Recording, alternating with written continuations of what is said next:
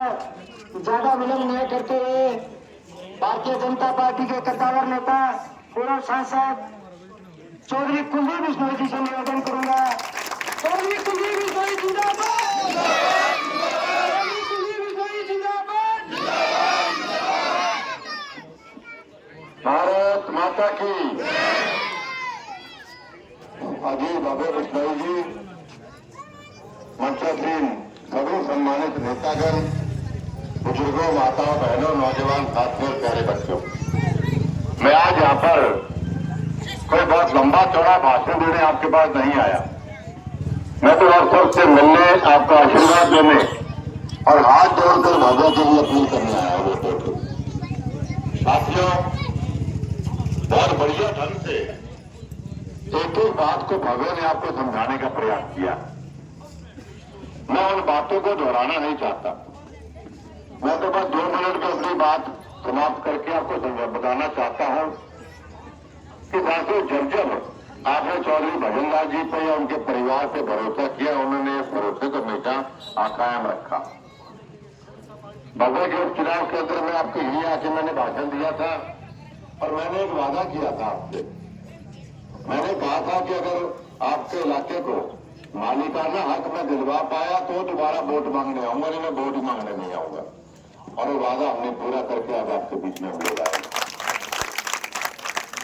उसके अलावा जैसा भव्य ने कहा, चाहे वाटर वर्क की बात थी और कामों की बात थी, जो जो हमसे बन पाया हम लोगों ने आपकी सेवा करके आपको आपका आशीर्वाद तथा कुछ मूल उतारने का प्रयास किया। साथियों, मैं ये बात मैं इसलिए बता रहा हूं कि यह समझदार वोटर वो होता है जो ऐसे विधायक का, ऐसे परिवार का चयन करे जिनका इतिहास काम करने का, जो काम करके आपके बीच में आके वोट मांगते हैं। जैसे भव्य ने समझाया वो मैं दोहराना नहीं चाहता। आज कांग्रेस का कैंडिडेट आपके पास आता है, पहली बात तो कभी उसका नाम सुना, कभी देखा किसी आदमी ने उसको, तो जानो कौन है, घर कहाँ है, कहाँ काम लेके जाओगे, कैसे काम करेगा। कि हर बार हमारे विपक्ष के लोग नया कैंडिडेट हमारे सामने खड़ा कर देते हैं। हर बार 12 चुनाव होने लगातार तो नया कैंडिडेट आता है, आपसे झूठे बातें करता है, बिजली देंगे, रोजगार देंगे, पानी देंगे, काम करेंगे, कुछ लोग वोट दे देते हैं। उसे 5 साल बाद फिर चुनाव होता है, फिर नया कैंडिडेट आता है, वो फिर झूठे बातें करता है, कुछ लोग फिर वोट दे देते हैं, फिर दूसरा चुनाव आता है, फिर वही होता है।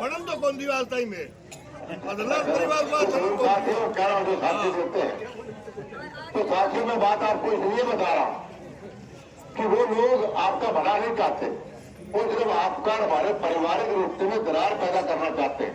भजन को पता है, जितना भजनलाल परिवार मजबूत होगा उतना ये इलाका मजबूत होगा। जितना हम कमजोर होंगे उतने आप कमजोर होंगे। तो आपको हमारे को कमजोर करना चाहते हैं। आपकी कांग्रेस कैंडिडेट आइए, कहता मैं आइए सबसे रिटायर आपके गांव में आए तो आपको उनसे पूछना चाहिए कि आप कमिश्नर थे जब आइए उससे उधार के, उस वक्त आपने कितनी नौकरियां दी हमारे इलाके में, इस बीड एरिया में या उधार में या आदमपुर में।